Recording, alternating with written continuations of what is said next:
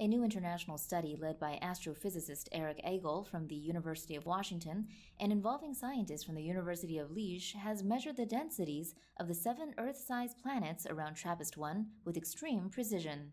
Scientists now know more about the densities of these planets than any of the other planets outside our solar system, and this provides an important clue as to their compositions.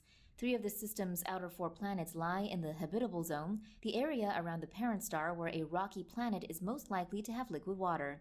Although these planets are similar in size to Earth, they orbit much closer to their host star, an ultra-cool red dwarf called TRAPPIST-1 that is only slightly larger, though much more massive, than Jupiter.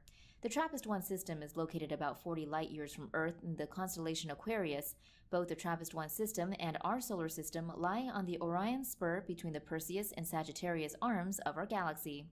The new study indicates that the 7 planets are remarkably similar in composition and contain roughly the same proportion of materials such as iron, oxygen, magnesium, and silicon that make up our planet.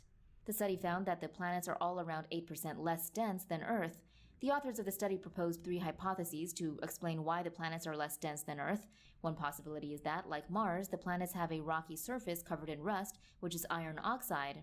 Only unlike Mars, which has a core of unoxidized iron, the iron oxide on these planets would be mixed with other elements all the way to the core of the planets, and the core itself may be oxidized iron.